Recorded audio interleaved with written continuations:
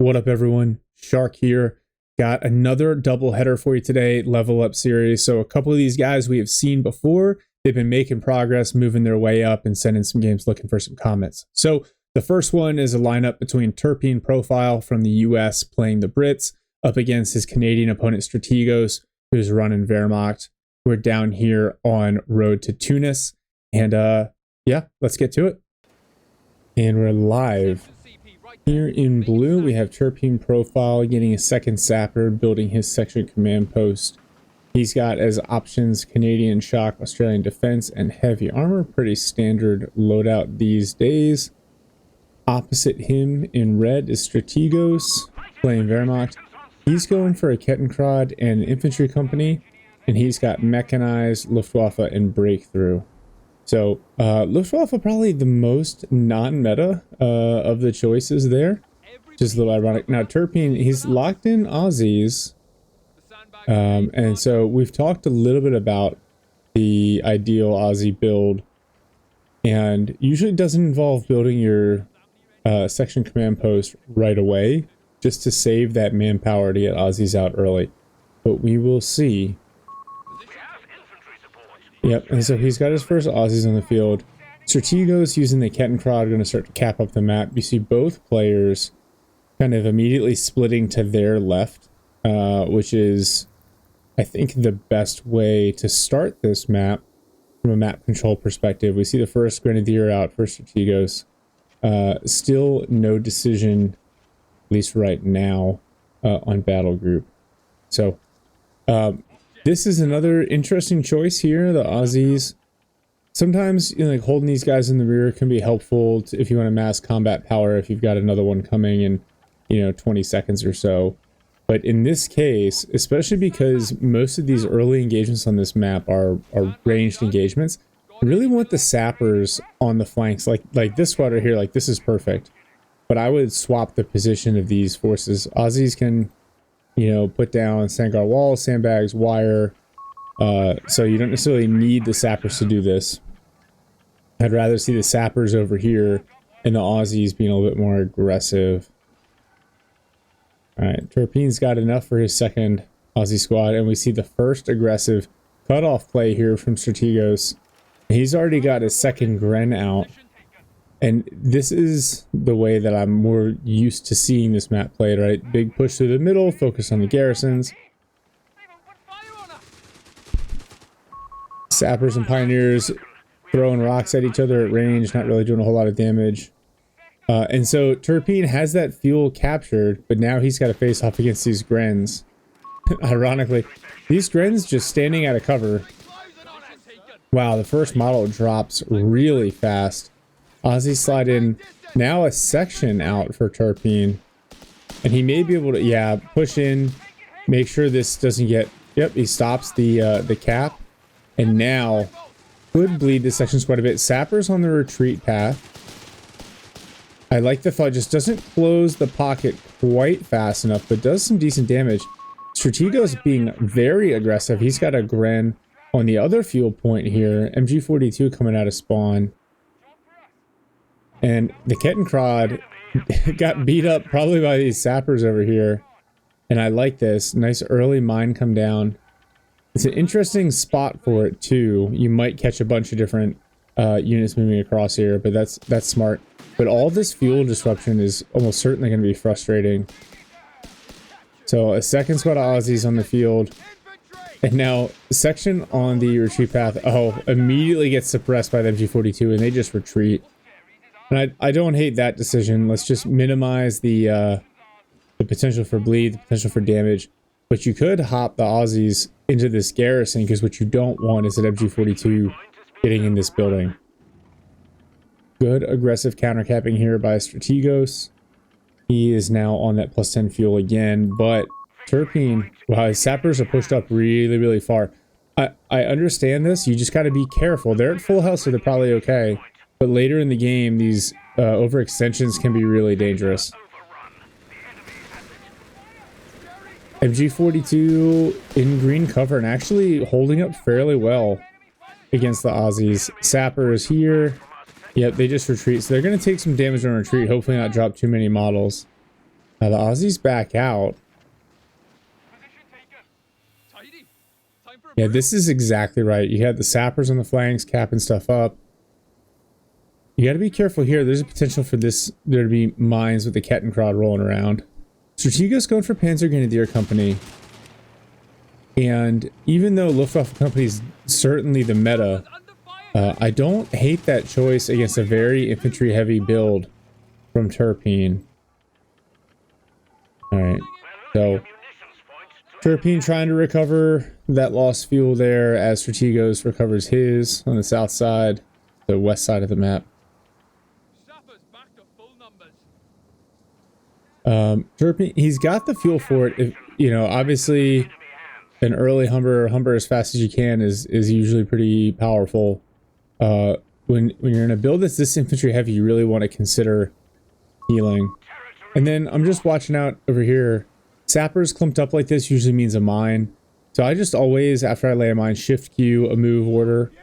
One, because if they get hit by like a mortar or something and that mine goes off, it'll do a lot of damage. But two, so you just don't give away to some of your savvier opponents that you just laid a mine there. I like this. Good control. Aussies hop into green cover. Sappers close the gap. But now what I would do is say, all right, focus on this squad. Force the low health squad to retreat, and then you're on better terms fighting against this one. The Aussies will eventually lose this fight to Grenz here. British mortar out for Terpene.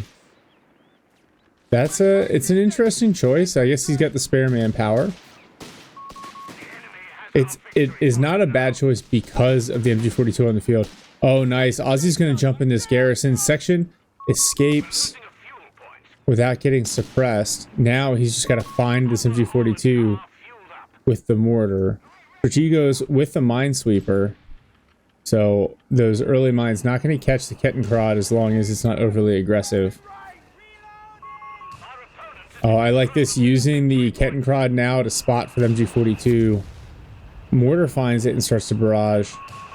And now we're going to see a Stummel from Strategos. It's a great counter to the infantry heavy build. Into team weapons. Terpene's unlocked 2-pounders. That is actually a nice counter to the 251. The only thing he's got to be careful about with the Humber here is not overextending. He hasn't swept this direction in a while. And you see no sweepers out, actually. One sapper has a flamethrower. Trying to whittle away at these Grenz on the fuel point. Wow, early pickup. That's big for Terpene, even though he's a little behind on fuel. Anytime you can wipe an enemy unit, that's really, really valuable.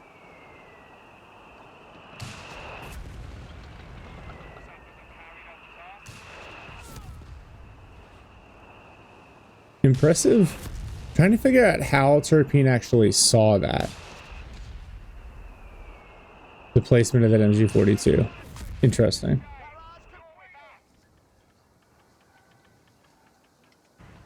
Strategos still has not made a battle group choice. I would like to see this Humber and this Stummel be just a little bit more active. I think Strategos now, what he really wants to do is kind of build up here through the center.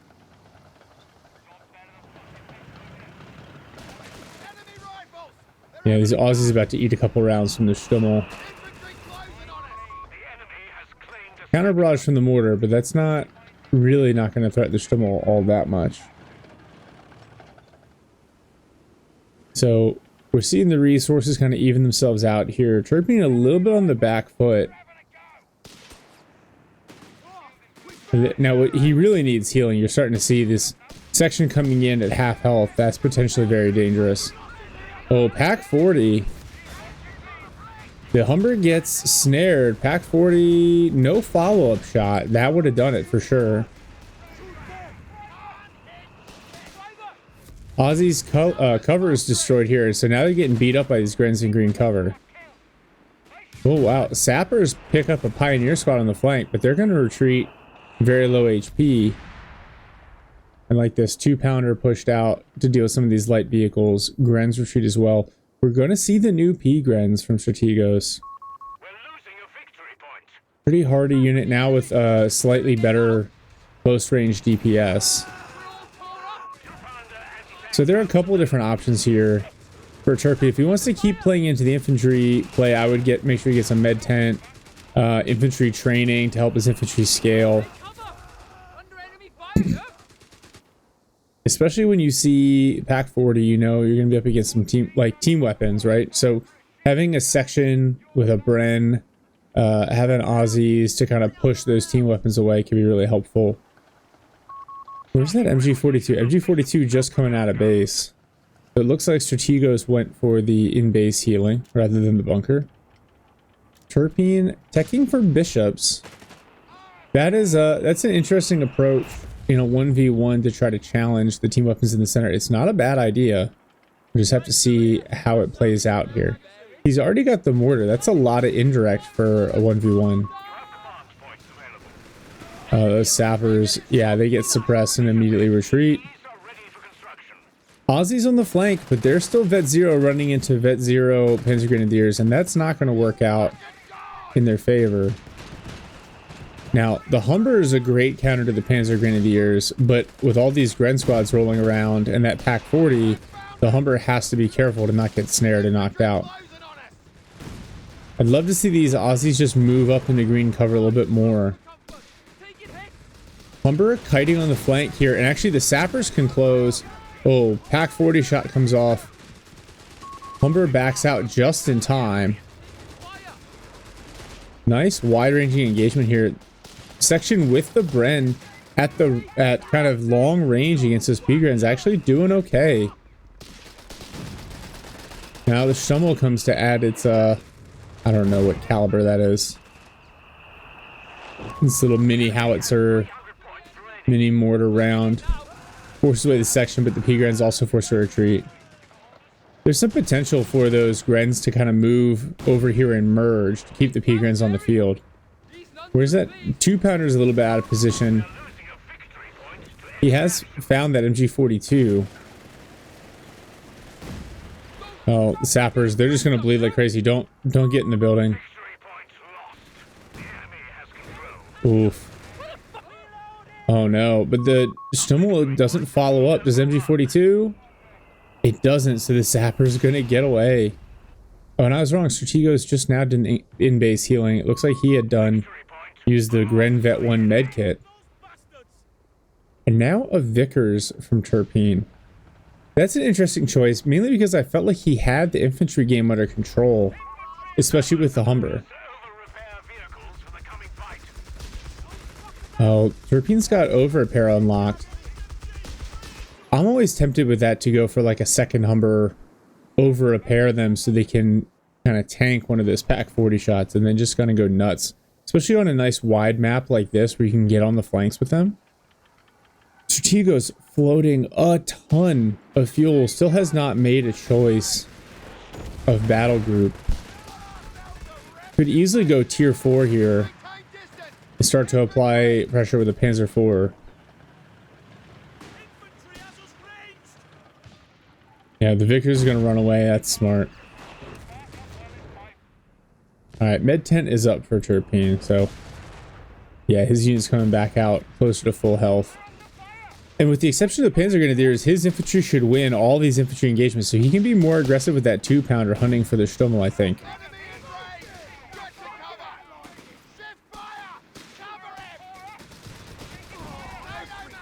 Oh, these Aussies.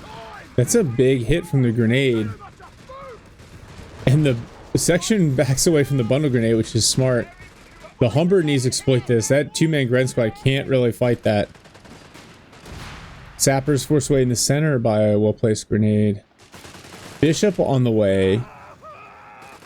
I feel like Terpene investing heavily into the Bishop might cost him some tempo here. He's doing good on VPs. 400 to 275. KD is definitely in his favor. Pack 40 is in the back, so the Humber, he's being very disciplined. Kind of going hunting. What you got to be careful for is this Kettenkrad with the binoculars. That's the real danger. Faust comes in, and so now that Humber's back out for repairs. Oh, Bishop Barrage comes in. Pendle and Scatter. No. Everything going to get out of the center there, no real problem.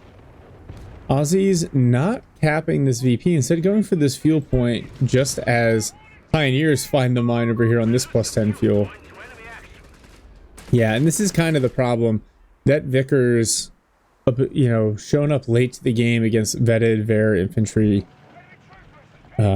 just going to struggle to effectively contain that. Strategos going for tier 4, still no battle group choice. Aussie's dealing with the Stummel. Turpine's got to find a way to kill this Stummel. Strategos, alright, so he's going mechanized. He went raid package and spotting scopes. And based on the build, especially with the bishop on the field, I feel like Strategos could just go Brumbear and bully everything off of the map here. And then with mechanized, eventually unlock a Panther to be his hard AT when he eventually feels like he needs it. Bishop barrage comes in, forces the machine gun to displace just a little bit. Oh wow, the scatter on that. Machine gun thought it was safe. Still taking some hits. A little bit of an early retreat from the Aussies there. Probably could have waited till the sappers got in. Start applying pressure to the Grens and green cover. And this is one of those things you also like Turpine, because he only has one section on the field of the over repair. It eats the first pack 40 shot. It's going to eat a second. Has to get away now. 2-pounder almost knocks out the 251. But this section needs to get away. Oh, they're just going to bleed. No, don't drop that Bren to the Grens. Oof. Oh, good read. Turpine cancels the sapper getting in the building just in time. Kettenkrad recapping the flank here. So we're essentially just seeing like a big stalemate in the middle. Wait, so Strategos, he teched the base healing and then built a med bunker. So a little bit of overkill. It will save him some manpower. Well, yeah, a little bit through the casualty clearing. It's not a super efficient choice. Wow, the bishop just kind of going nuts here, forcing all these Wehrmacht team weapons to move about. So Strategos going for the Panzer IV. Turpine getting his tier 4 out.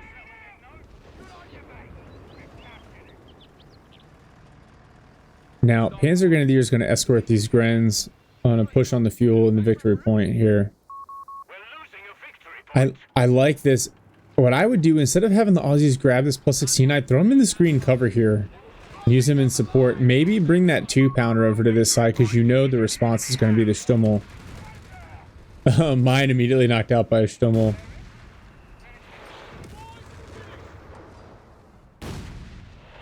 Those Pios are really clumped up. That always makes me nervous, clumped up and low health.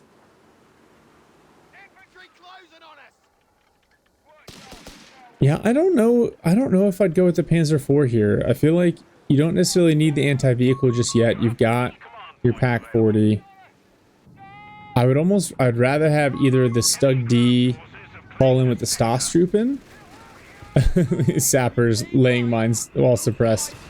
To deal with some of the infantry, or go Brumbear and then hold for a Panther. But the Panzer IV is a good tank, and it will bully, absolutely bully these Aussies. Strategos going for tier 4 officers quarters, so maybe we will see some Stosstroop in here.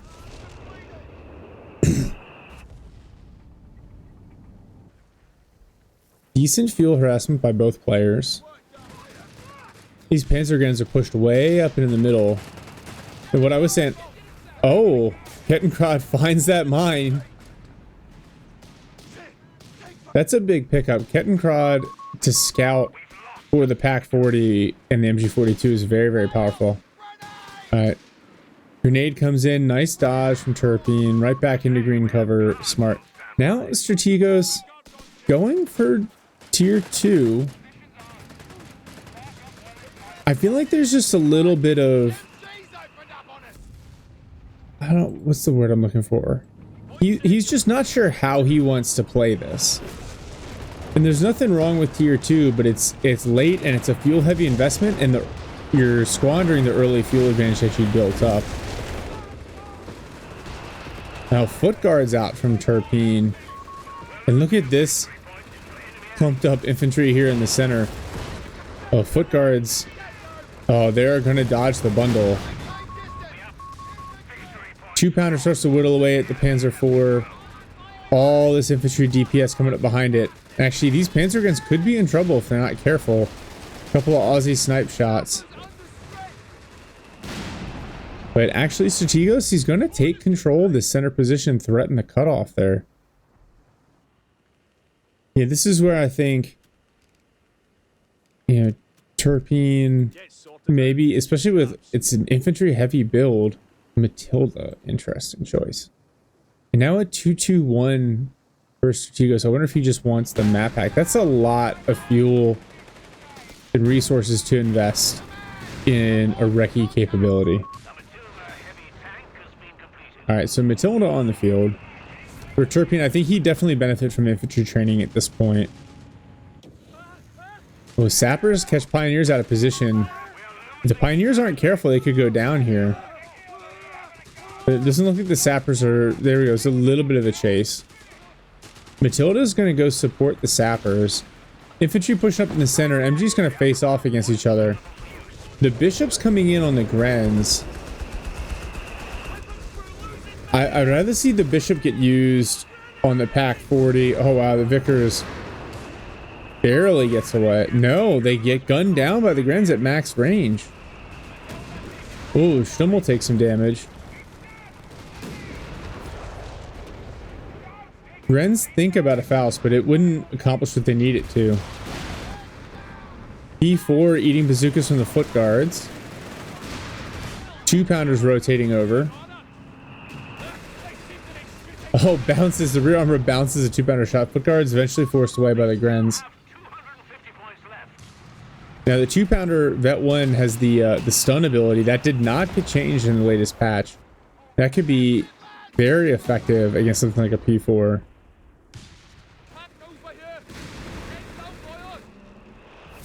Yeah, so Strategos really valuing the recce. You see the comms package there. Just trying to maintain map awareness, which there's nothing wrong with that. I have an issue justifying the huge fuel investment that is teching to Luftwaffe company solely to get a 2-2-1 out.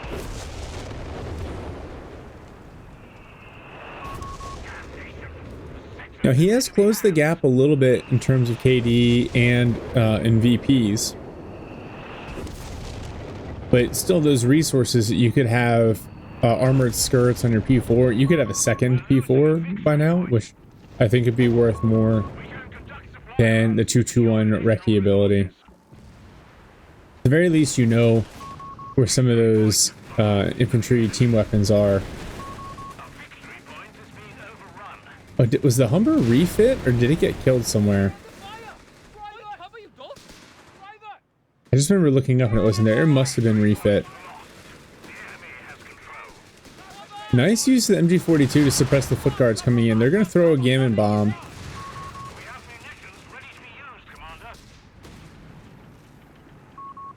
Now this Matilda should be over repaired. You've got it available to you as the Aussies.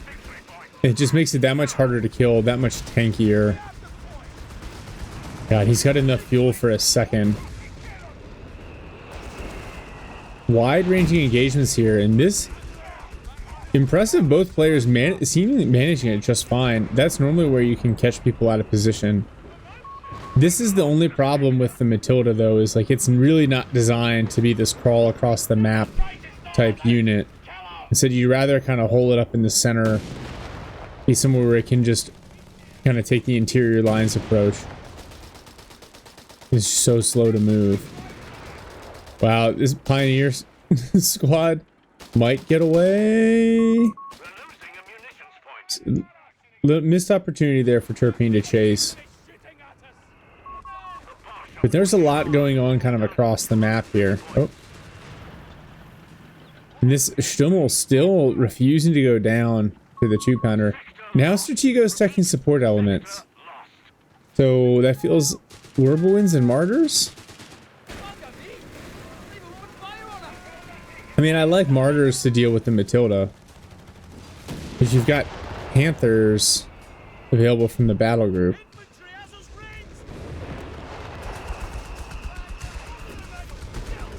Vickers eventually suppresses those Grens. Pack 40 in the back does some chunk damage to the Matilda. Matilda backs up. Terpene's got 2 of the VPs right now.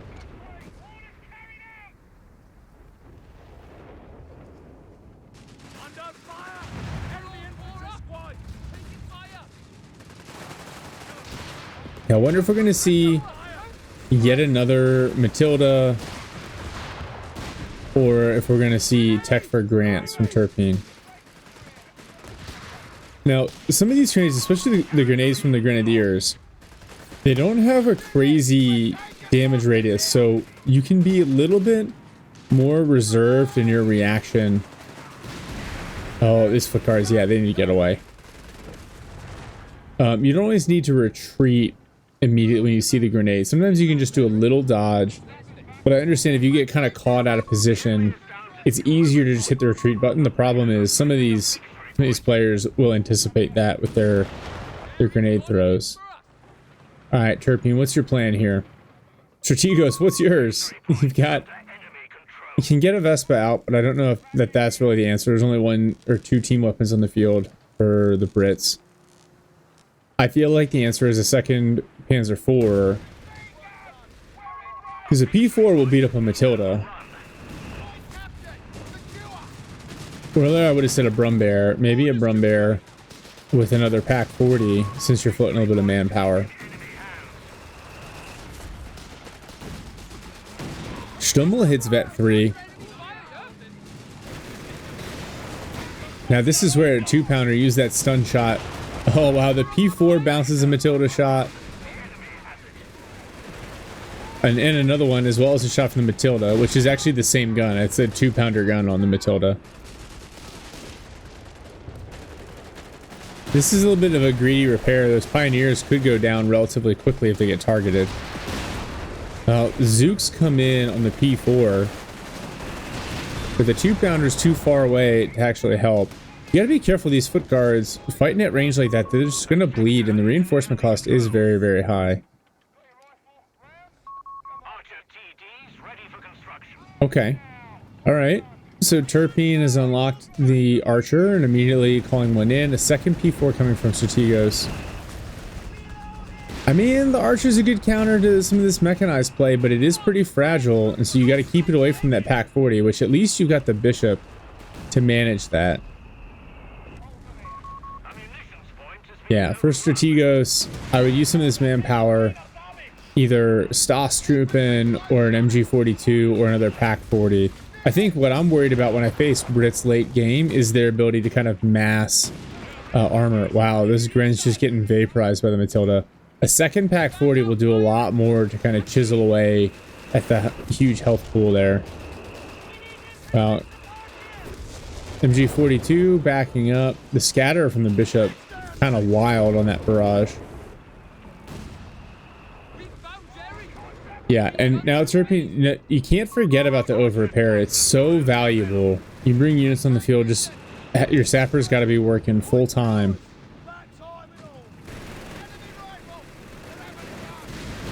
This MG42.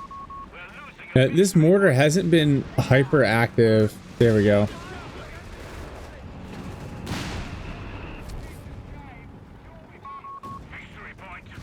So Strategos, his Panzer IVs are a little split up right now. Oh. Can the Archer get another shot? No, it just won't. But the Gamma Bomb forces away the Pack 40. It does a lot of damage. Oh, those foot guards need to be on prioritized vehicles to avoid wasting bazooka shots on infantry. The Matilda here, yeah, your Matilda can absolutely... You can leave the Archer right here and send the Matilda to bully these Panzer Grenadiers. Because now this P4 comes across. And if you didn't see it before, you know it's a new one. Where's that Archer? Archer's off in the middle, whiffs its first shot. Matilda popped smoke to get away. The Archer. Yeah, those are big hits. The P4 doesn't move. Can they maintain sight? Oh, they just need sight of that P4. It's just out of range, but not out of engagement range for that Archer. Oh, that's a shame. That's a missed opportunity there. Well, Bishop doing a lot of damage to the Vet3 Stummel. Now the Matilda chasing down these Grens. Oh, that's the zeroing artillery coming onto the Archer and the 2-pounder. None of them are moving. They didn't see it. The 2-pounder is done and destroyed. Archer just outside the scatter. Well, single sapper remaining. Oh, the Grens. How do they not pick that up on retreat? Vickers forces away the Panzer Grenadiers. Oh, this is brutal. Alright, Strategos has Stas Troop and Squad coming out. Oh, the Stummel did get knocked out. The Archer must have done that in the middle there.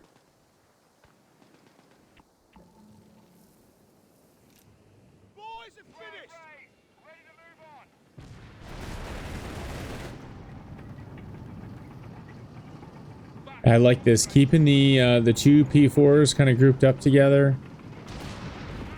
Now, the mechanized or the zeroing artillery is really tempting. I personally like to go for the mechanized assault because if you catch that Archer out of position, you can dive it with these P4s. Click mechanized assault. They'll do some healing. They'll get faster movement speed. Oh, Vickers knocked out.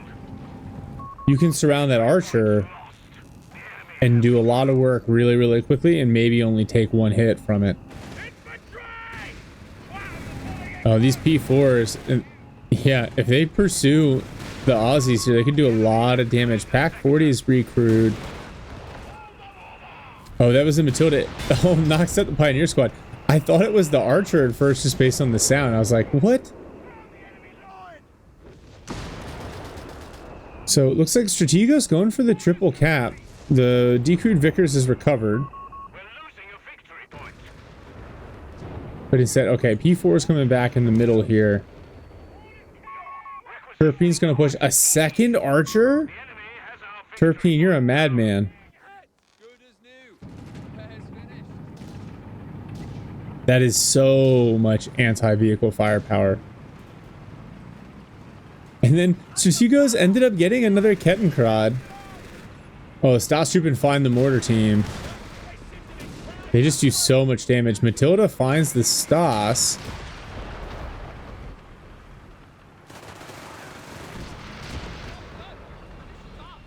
Yeah, over-repaired Matilda. The Pack 40's in the back there. Wow, it trains, but I guess Matilda just out of sight. Now the Sappers, they could close. They're going to throw a grenade, or if they think better of it as the Pack 40 moves. Where are those double Archers? He found the P4s. Matilda chipping away at the Stas trooping.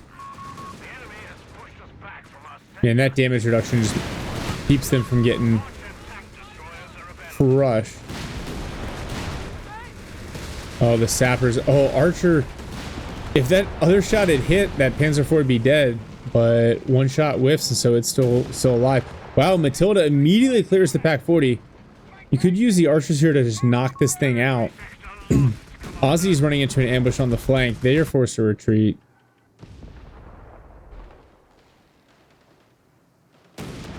Oh, so that looks like attack ground. Remember, you like want to attack move onto it.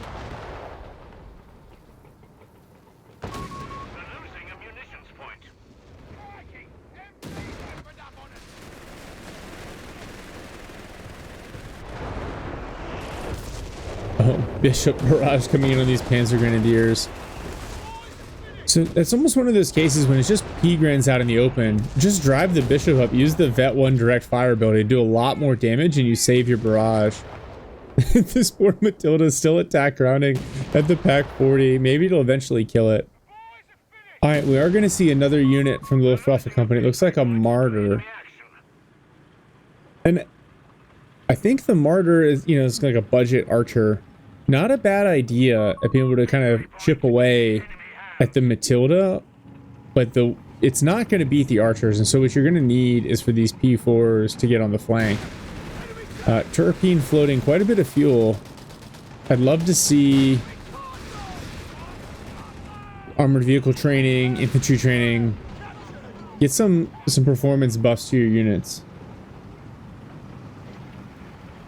Oh, here's the archer train and the Matildas reacting to the Panzer IV. Foot guards up front.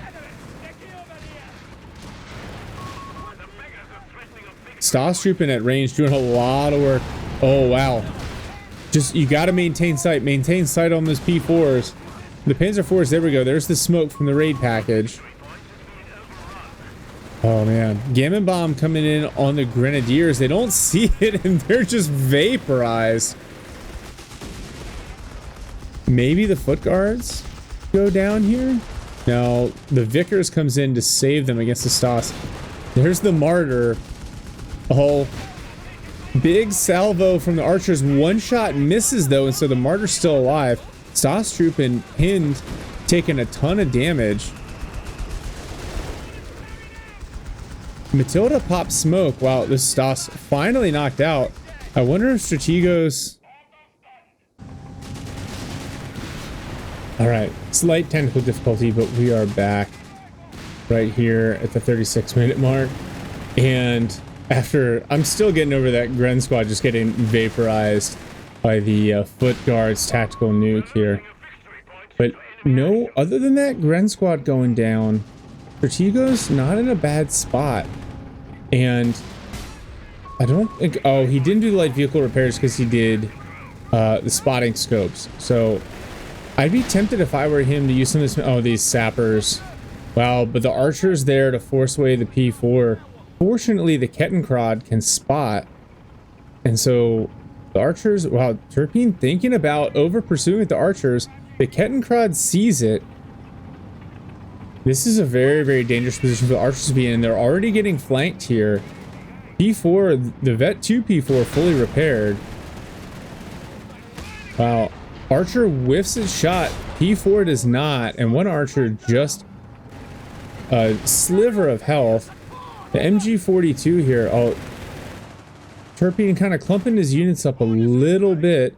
Another Stosstrooping squad on the way. And just like that, Strategos going to get away with everything he had. His double Pyos on the way to repair here.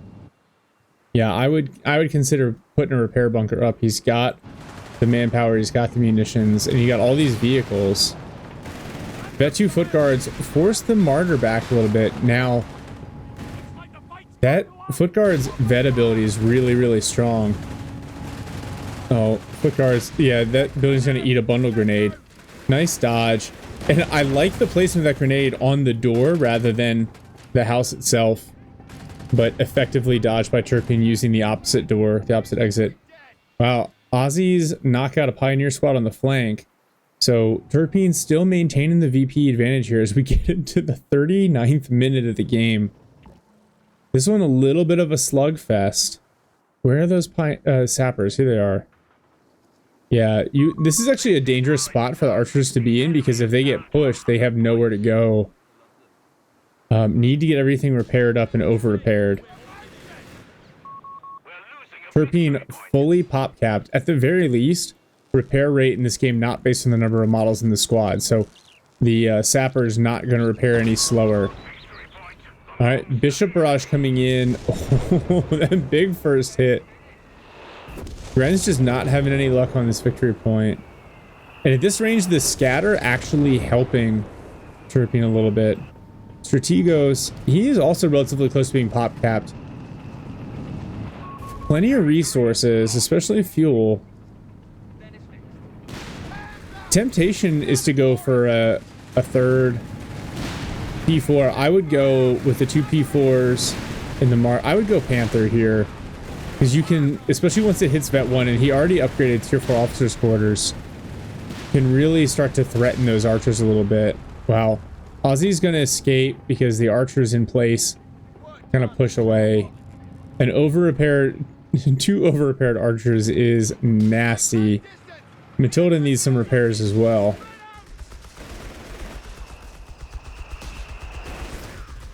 Saucetroopin's suppressed, but if he just taps the Vet 1 ability, they will stand up and then proceed to annihilate this Vickers. Mortar rounds coming in on the Stas.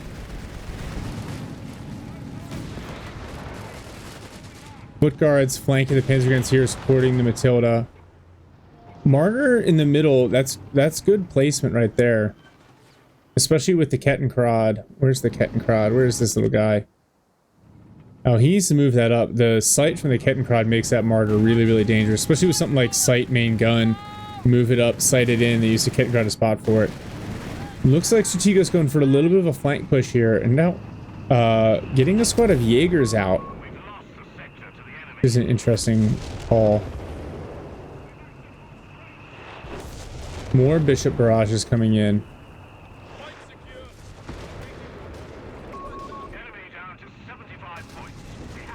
So Strategos down to 75 tickets.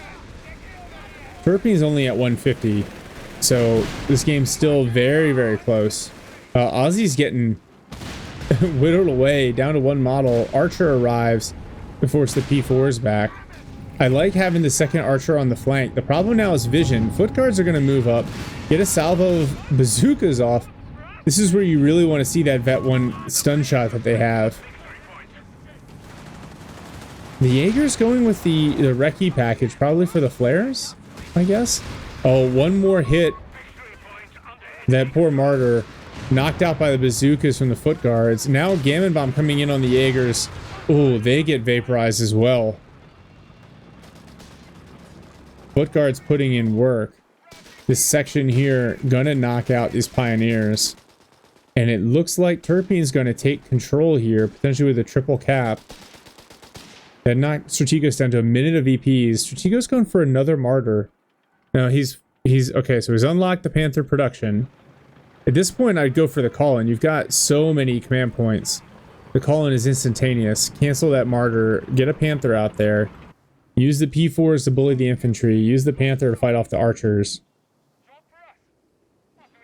And this is what, I mean, I see it in my own games as well. You get a game going 42 minutes. You can't, unless you're superhuman like Ray or Faragi, you're not going to be able to keep up that APM forever. And so most of us start to slow down a little bit. Well, Hugran's taking some big hits. Just damage.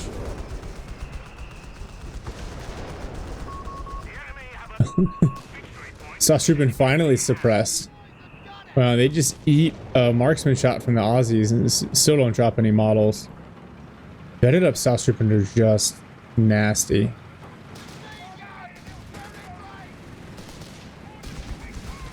Alright, so here's the P4 train. This infantry section is toast. Pio's gonna get on the Western VP. And actually, Strategos has captured the East as well. So down to just 14. Oh man, down to just 14 tickets. Probably going to be down to 6 or 7 by the time they... Oh, there we go. 13 stabilized. But now Foot Guard's moving up with help from a Matilda.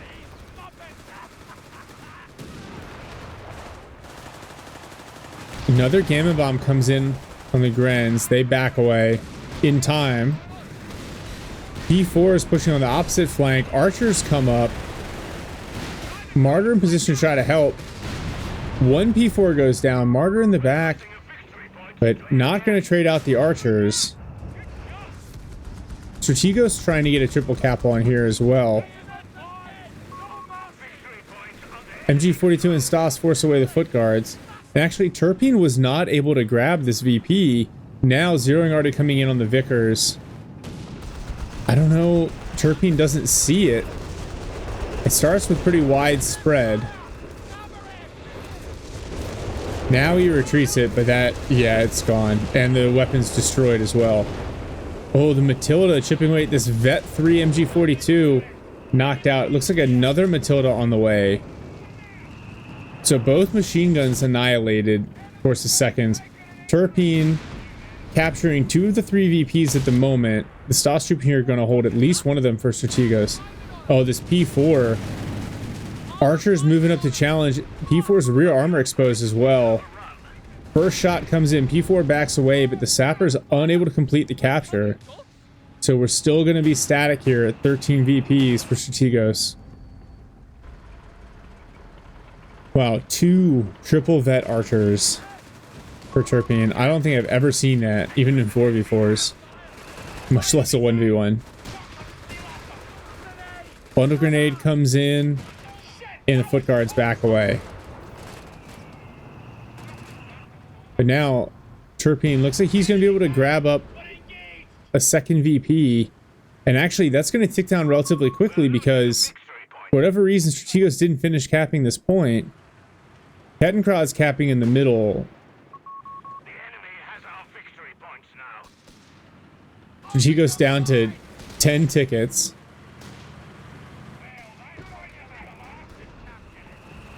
Oh, the double archer. Matilda on one flank. Gren's getting forced away. The archers just need someone to spot for him.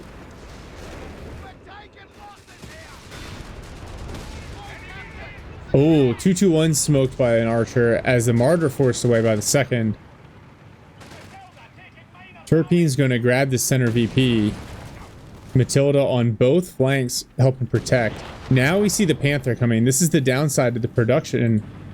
It costs the same as the call-in, but you got to wait for it to build out. And it looks like Terpene's going to grab this VP here in the center. So about 20 seconds left for Strategos. Mechanized is not, breakthrough, no blitzkrieg ability. Wow. D-Grens getting shredded by the Matilda. They're forced away. In the center, MG42 recovered and then cleared by the Matilda. Sapper's going to sit on this VP, and that is going to do it as zeroing artillery comes in on the Matilda. All right, so this was a game. 46 minutes, 42 seconds. And so I think this is a great example of how to evenly matched players can end up in a game where you're just kind of beating each other up, and you start to the late game. Being good at late game Company of Heroes is very different than being good at early game Company of Heroes. And some of the late game things, Terpene did some stuff that I would not have ever thought of. The double archer, I kind of thought it was crazy, but it worked because anytime Strategos pushed, 2 shots, 480 damage gone. Now that P4 has got to stop and back up, or he runs the risk of losing it. And you saw Strategos kind of struggling with how do I deal with the build that I'm being presented with. I think he was going for the right, he had the right thought process, but went about it the wrong way. So I really think the side teching to Luftwaffe company didn't really do anything for him. It just cost him too much. I talked about several times the choosing the Panther production versus the call-in. So there are a couple of different things there. And if I was going to go back and replay this as Strategos, I think when you see that super infantry heavy build, going Panzer Grenadier Company is not a bad idea. Going the Pack 40 did work early. You're going to want Stas Troop in. I really like the Stug D and Stas call-in from the Mechanized company. Plus, that kind of takes the role of the Verbal Wind out of it. Plus, you get the Pack 40s for anti-vehicle. So I think if I was going to readjust his build, I would say, don't get that Panzer Grenadier squad out. Go for that Stug D call-in. Get that on the field. Use the Stug D in your Stas to manage the infantry fight. Let your Grens do your capping, because the Pioneers get bullied by the Sappers, but as the Grens bed up, they get bullied a little bit less, and they can also Faust vehicles, which makes them really useful. And then roll into the 2 P4s. We're doing a lot of damage. If you've got Stugs and you can go P4s, there's also an opportunity for you to go Brumbear there, really start whittle away at some of those British infantry. And then the other piece of it really is getting the Panthers out. 2 P4s and a Panther, that would have absolutely slapped when there's one Matilda, when there's a Matilda and an Archer. 2 Archers, then it becomes about, how you kind of time your pushes. The counter to an archer is a pack 40. I think if you have Stoss in the field supporting pack 40, you can make that work. But then that's a manpower heavy cost, and you're really short on manpower late in the game. So really just kind of a tough spot. And like I said, I think some of the build choices that Strategos made, they came from a good place, but they ended up setting him behind. At one point, both players are pop capped, and that also kind of hamstrings you because you can't find the tool that you need to solve the problem. From Terpene's perspective, he did a lot of things that I fail to do as Brits, right? I liked mixing in the section with the Aussies. I liked mixing in the foot guards, right? That one foot guard section did a lot of work for him at the end there, especially as they vetted up. The double archer was really nice. The bishop. There's maybe some efficiencies to be gained. I would love to see armored vehicle training. I'd love to see infantry training. The med tent a little bit earlier, but really good play. And I like how both these guys really stuck in it. 46 minutes is a long time to play one game. And neither one of them threw in the towel, even when there were some pretty big swings. The other thing I'll say about Strategos, I thought he did a great job keeping his stuff alive as long as he did. I know I have a tendency to kind of throw vehicles away in the mid to the late game because I get tired and I go for a dive. He didn't do that. He kept everything alive as late as possible, and he basically got forced into some throws at the end there, just trying to manage the VPs. So hopefully that was helpful. That was a fun game to watch. It was a beast. GG, well played, and let's move on to the next one. All right, live with game 2. Not that these games are in any way related, but we're on Djebel Pass here. Here in blue is Mike C, playing the DAK. Looks like he's going to open with a Krodschützen, which makes a lot of sense on this map given how open it is.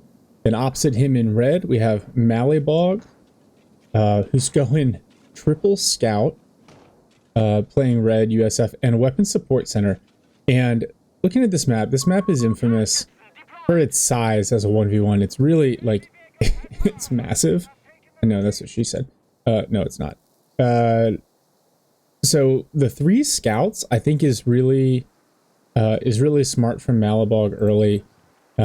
Obviously, with the nerf to the scout construction time, they're not coming out as quickly as they used to, but still being able to spread the field and then kind of see what your DAK opponent is doing. It looks like Mike's going to start with a pretty balanced build here. Krodschützen, Panzerjager, Panzergrens. And the downside to the deck, you see the first 1919 coming out. I mean, obviously people struggle against HMG spam, but DAK in particular, I find has, like, really kind of lacks the tools to deal with a lot of MGs early. Fortunately, this map is pretty large, and so there are the options to flank. Okay, mal1bog going airborne here. And so that gives him a lot of other additional options as well. So now these Pathfinders, yeah, these are going to be a little bit nastier. And so this build, very meta for kind of an airborne point of view so far. Pathfinders will still cap quickly, but they're a better combat unit until the paratroopers come out. And so I can already tell, like, Mike's super spread out. And if I would say the way I like to play this map is actually the opposite way. Focus on this plus 10 fuel. Most of your combat units kind of fight over here, and your Krodschützen to cap this opposite side. But we will see how this plays out. The key for Mike is going to be keeping his units close enough together to win early engagements and force those Pathfinders to retreat, and then dealing with the machine gun when he finds it. Second machine gun on the way. He'll now know, based on seeing the Pathfinders, that mal1bog's gone airborne. mal1bog really early med tent. Nothing wrong with it, just not needed yet, but I guess he feels comfortable with his fuel control. Wow, and so mal1bog's already got the triple cap on. And I've joked about this a couple times on stream. It is funny because back in CoH3, somebody that prioritized the victory points super early, you're like, huh, that's a technique. In CoH3, the tick rate is so fast, you can. And I've actually think there have been games where a player, it looked like they were going to lose from like an army composition perspective, but they win just based on VP control. So Mike decaps one of the VPs.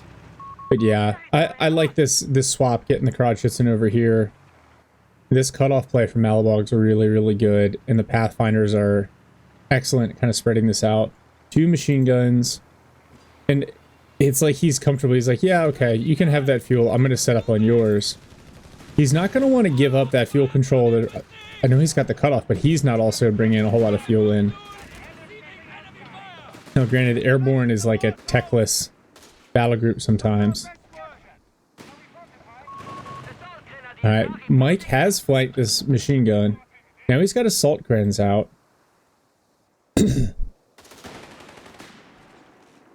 Wonder, is 250 just being a little bit passive? mal1bog just about to unlock Paras, and he's got a Zook squad out here, and the Zooks, if you can keep them alive and upgrade the improved rockets, they start to hit really, really hard and chew through these DAK vehicles. No other tech upgrades, and Mike C is locked in Panzerjager Command. But I'm really liking that new battle group for the DAK. Oh, there we go. First casualty. Panzer Pioneer falls. But look at this. Already a 100-point lead for mal1bog there in VPs. Okay, I like this. Swapping the assault grens into the half track. It just feels like, look at the army size. There just isn't as much stuff on the field for the DAK. And so playing this wide is a little bit dangerous. And still draining VPs. Something else to think about. Like having one of the 3, you drain half as fast as when one is when you're on like the double cap, right? Where this is decapped and your opponent has 2 others. So these tickets still ticking down. This is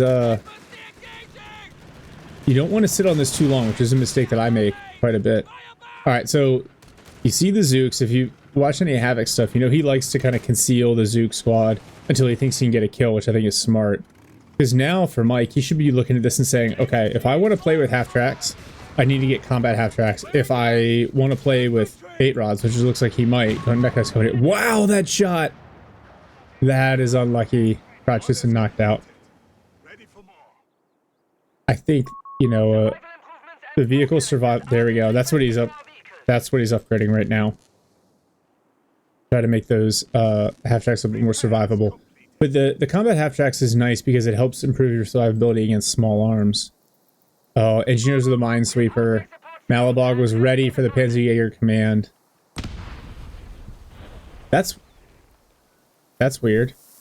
I feel like they're over here like sweeping the mines and one of them just went off. Okay. Relic, please fix.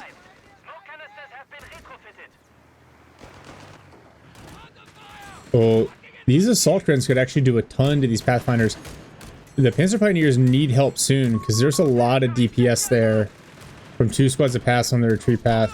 The accidental blocking. Oh, now look at this. mal1bog kind of collapses the pocket here. Panzer Pioneers gun down. Yeah, Mike might need to just back out of this engagement entirely.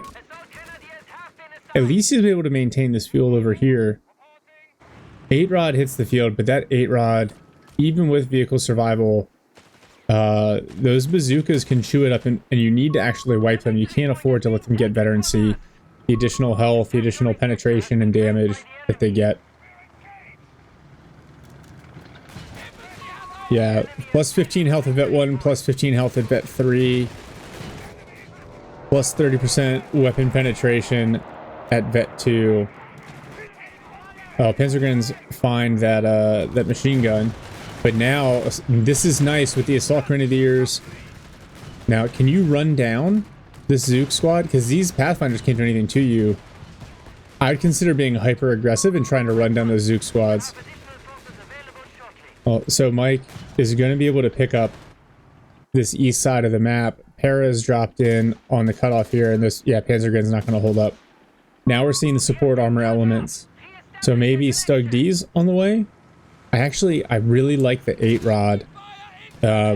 Always worth going this from tier 3 if you have it, because it's cheaper and gives you access to those heavy upgrades. Oh, Zooks on the Paras. That, I feel like that's a win for Mike. Because now those paras, like, yeah, they're hardy, their Zooks are good, but they don't get the same buffs with veterancy that the Zook squads do. Look at this infantry support center coming now at the 8-minute mark. That's the advantage of the techless build from Airborne. Now, in all honesty, it's smart. You know, take another CP, get airdropped AT guns, and you can just play with this very heavy support weapon build supported by paras. I think the para squad equipping the Zooks is a mistake here. You really just need to get the captain with the Zooks so they get the support veterancy. Get the improved rockets. The damage to the vehicles, they'll vet up very, very quickly. Oh no, just get out. Wow. Fortunately, Zook's not on prioritized vehicles, so the first salvo comes in on the assault grenadiers.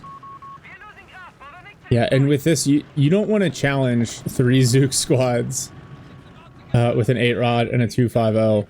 He's got 2 assault grenade squads. I would pull these half-tracks back. Oh, he's going for the 2509 on both of them. Pull them back, get the assault grenades in them. You can kite at range with the 2509. Oof. And then always pop the assault grenades out when you need to if you want to flank. And mal1bog going for survival training, that's really smart. Improves ability cooldown, and then also is going to allow him to just hang in there a little bit longer against these DAK vehicles with the Zooks. Mike, nice smoke and flank, forces a retreat. He's going to grab that. Oh, these 2509s. Yeah, okay, so now you're starting to see the stutter step here from the Zooks. That can happen when you attack move. I find it's really helpful with bazooka squads to just give them a deliberate attack order. Oh, is Mike going to run down the Zook squad? He should. One Zook squad knocked out, but on the flank, assault grenades knocked out. Not the trade you're looking for. Panzerjager pick up the spare bazooka. Oh, these 8-rods and 2509s doing a little bit of damage here, forcing a big retreat. And you've got Pathfinders and pairs with Zooks coming the other way. The big problem, though, is look at these VPs. Alright, 1919 knocked out. Nothing here to pick it up. Yeah, oh, those Panzerjager get out, man. Oh, fortunately, mal1bog chooses to retreat. And this is a ton of manpower damage that's getting done here. But a fresh Zook squad on the way. Oh, that paratrooper squad gets knocked out. Assault guns try to come in, but get forced away. Now everybody's going back for repairs. But look at the map control, the triple cap, these Pathfinders here. This is actually dangerous. Mike is down to 2 minutes of tickets left, and he really needs some significant time to repair. He's going combat half tracks. Okay. Yeah, he needed to get the 2509, so that's smart. And then I would bet that he had another armory upgrade coming. I would bet that's the emergency repair kits. But he's got to get on these VPs. He's down to less than 100. There we go, emergency repair kits. Yeah, you're missing that Pioneer, that Krodschützen, that other assault grenadier that you lost. That's painful. And look at this. I mean, mal1bog's already spread back out, putting more capping pressure on. Oh, Stug D, nice. Now, against the improved rockets, and then once the Zooks hit Vet 2, with that extra penetration, the Stug D becomes less valuable. It's less tanky. So on a map like this, I actually really like maybe another 8-rod instead, and then tech into tier 4 for the mobility. Oh, the Pathfinders picked up a drop Zook. Ooh! Alright, maybe I need to eat my words. That Stug D smokes that Zook squad. Definitely need some pursuit. These P-Grens are capping the center of VP here. Assault Grens over here. mal1bog's going to get control of both fuels. And that is an airdropped AT gun. That is really smart. Another assault grenadier call in. Yeah, at this point, I would go 2509. You can basically tell from the way this build is going, I would expect mal1bog to just stall into tier 4 with Shermans. You also, as Mike, might want to get another Panzer Pioneer out with Minesweepers, because you see these mines going around, and that's the one thing that can really mess up your plan with all these vehicles, especially the lighter vehicles. Oh, Saltgrens. Yeah, that's not an engagement they're going to win against 2 Pathfinders. Oh, this could be a painful retreat path for the captain. So this is I'm going to nitpick here a little bit. It seems like Mike has the Stug grouped up with the 8-rod and the 2509s. I think that the Stug needs to be used more like a slow Stummel, like an artillery support vehicle. Yeah, because it's not going to move as fast as the other vehicles, so keeping it in the back, I would use it in a separate control group. And keep the 2509s and the 8-rods together because they act more or less the same.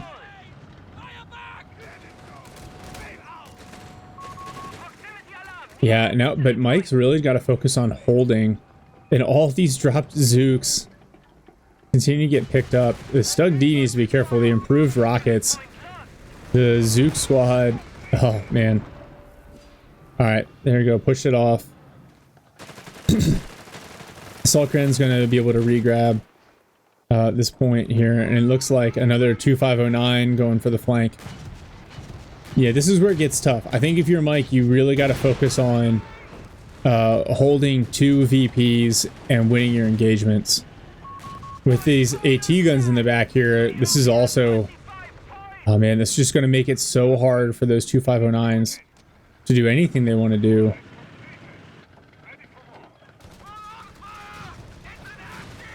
Oh, he's about to have 3 2509s here.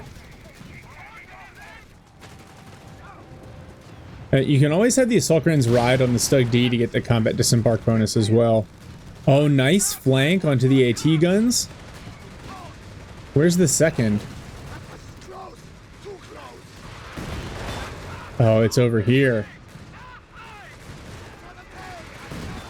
Now the Recce Loiterer from mal1bog. That's really, really smart. Oh, AT gun cleared. Pop smoke. There it is. And then the Assaultgrens just need to bounce. Yeah, Mike needs all the manpower he can get. Oh no, the 8-rod. It's got to get through. Wow, I can't believe it tanked another shot, but it's got to get out those Zooks. And Mike, there's a ton of manpower bleed here, but again, he's got to focus on the VPs and avoiding these Zook blobs. This is also a really, really dangerous spot for that 8-rod to be repairing. At least he cleared the AT guns. But yeah, paradrop onto that VP. That's smart. mal1bog knows all he needs to do is keep the ticket pressure on, and he'll be able to force Mike into engagements he doesn't want. A Stug. Main gun sighted. It's actually doing a lot of damage, but it's also eating a number of bazookas. Oh, these engineers have a bazooka and it doesn't show up. Stug D gets knocked out. Oh no. A victory point is being taken from us. Yeah, for Mike, I don't, you know, I would be tempted to go tier 4, but it's going to take too long to get units out. I would maybe think about getting a couple more 8-rods. You got the fuel for it, and just trying to, you know, get on the flanks, burn down these vehicles, use your manpower on rapid advance so that your 8-rods and your 2509s can cap. Nice pickup. Wow, down to 13 tickets. The other thing you could do, I'm going to be a meme here and say get a wrecker out and see if you can pick up that Stug. Wrecker is also really good at repairing very, very rapidly.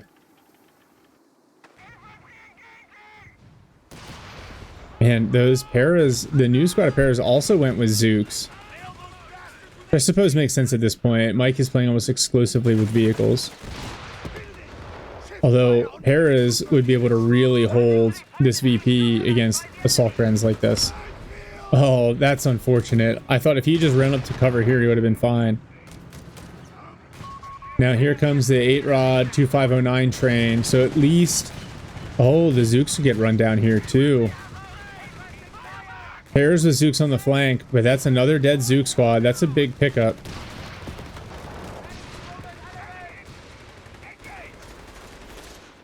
Assault Grins. Nice. And they're not on prioritized vehicles either, so they're wasting their bazooka shots. And at this point, I feel like this is just a battle. mal1bog, why motor pool? Maybe he thinks Chaffies are the answer.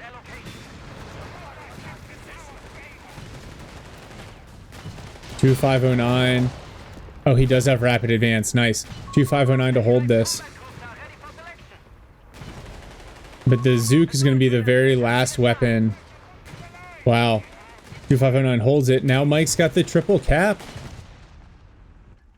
God, this hold feels so tenuous, though. There's so many bazookas on the field. And this is the problem. Like with DAK, you really want to go mechanized heavy because it allows you to afford all those upgrades. But it's just so dangerous with the way that the allied teams can just spam handheld anti-tank. And all these light vehicles are very susceptible to it. That AT gun. Oh, nice flank with the 8-rod, the 2509. AT gun whiffs its shot. Parazooks on flank. Now, I would grab this with a half track or grab this guy. At least pull it back to base. You don't have to recruit right away, but get it off the field. If you're not going to destroy it, try to steal it. There. Oh, he read my mind. All right, nice. Those AT guns may come in handy later when tanks inevitably show up. Now, Chaffee. Yeah, the speed of the Chaffee is really nice. Can't do anything about the infantry on the field. Mike C going for his tier 4 now. This is what's dangerous though, is you're so far behind on tickets, you need tempo. And waiting to tech tier 4, I feel like is potentially an issue. Now he went Panzerjagers, he's unlocked tank busters. He could get a squad of Panzerjagers tank busters out preemptively. As soon as he sees this Chaffee, we'll see how he reacts to it.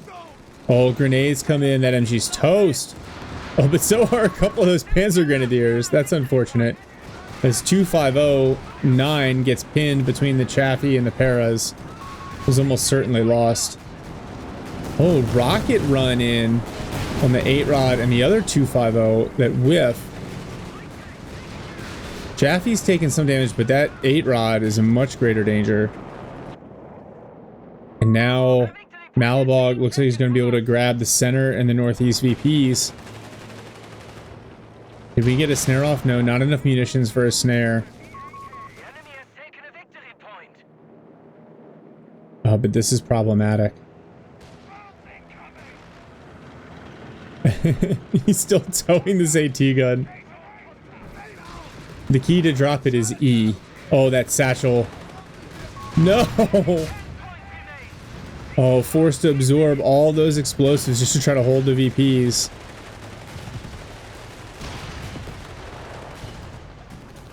Oh, get those infantry out of there before they get knocked out. He's managed to... Oh, but someone's got to cap it. Oh, no. mal1bog got him down to 6 tickets. And Mike, I like this. Maybe, you know, just throw these guys in some green cover, have them spot for this MG.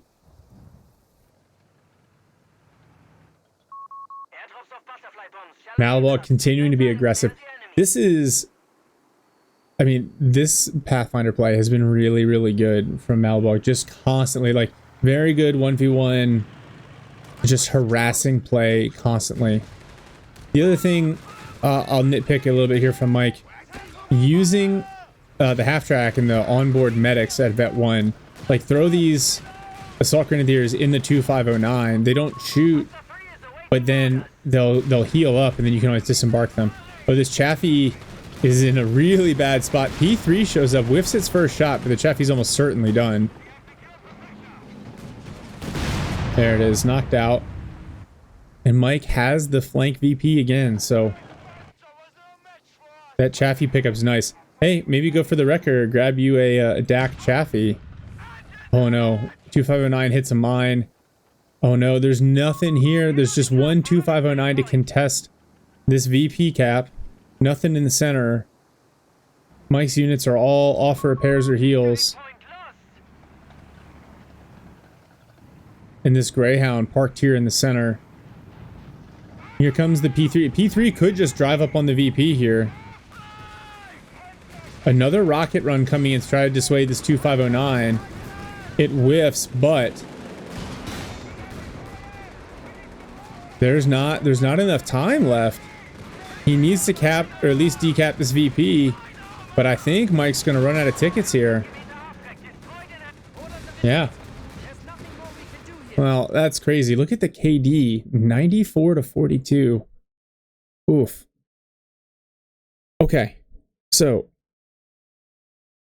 quick coverage here. I want to shout out Mike. He sent this one in because as he's been leveling up, he hit me up and said, "Hey, I've started to hit silver ranks. Pretty happy. Still working on trying to get better." And so I said, "Hey, send me something where you don't win." And so that's what he did. So first off, props, sending in a loss. I know it's not always fun to watch someone pick apart your play, but the other thing that he said is that, like, man, now that I'm above 1200 elo, the players get a lot better. Yeah, so I don't think it's always super obvious, but elo is a bell curve, right? And I don't know if Relic's elo system is designed in a way that, like, every 200 points is a standard deviation, but the slope gets really, really steep. So once you start getting into 1200, 1300, 1400 elo, now you're dealing exclusively with players who really understand the game, who know how to do a build, who know the maps, who know how to use all the abilities, and you're not going to get any kind of the freebie engagements that you might have been able to get away with. Like, think about how Liberator make fun of me for my own grenade dodges, but at a certain level, grenades become a lot less useful, right? Because the other player is not going to stand there and let your grenade cook off and knock them out. Little things like that. They're aware of the abilities. They're aware of the timings. Know how to play the map. I really want to shout out mal1bog's ability to generate pressure. And obviously the Airborne Battlegroup feeds into this with the Pathfinders, the Weapon Support Center build with the machine guns. But to get a win with basically 400 VPs in reserve or tickets in reserve at like the 24-minute mark, I mean, the last 10 minutes of that game was just Mike struggling to hang on to as many victory points as he could. And the Zooks did a fantastic job of constantly forcing the vehicles away for repairs. So Mike was stuck between, do I sacrifice this vehicle or potentially sacrifice this vehicle, or do I give up the victory points? And towards the end there, he didn't really have a choice. And some of that's just the pressure. Like the USF faction's kind of designed that way to generate a lot of pressure. Really impressive to see it work that way when you're relying very heavily on infantry on a large map like Djebel Pass, where vehicles should be more effective. I think part of it was the Zook squads, as they got knocked out, which was really important, they dropped the Zooks on the ground. So all of mal1bog's infantry had Zooks. At some points, they're very capable of defending themselves against those DAK light vehicles. Because the DAK doesn't really have anything other than like the Tiger that's really all that impervious to Zooks. Especially with the improved rockets upgrade and real armor hits. I would say for Mike, it can be kind of tough to pivot. I would have been really tempted either to kind of like back tech to go get another Panzer Grenadier squad or two out that can deal with the Pathfinders as they vet up. Go Veteran Squad Leader. That upgrade helps all of your infantry. Potentially get a couple of MG34s out or the stolen 1919s. Those things are going to help you deal with those infantry blobs. You suppress the Zooks, they get an accuracy penalty, and now you can run roughshod.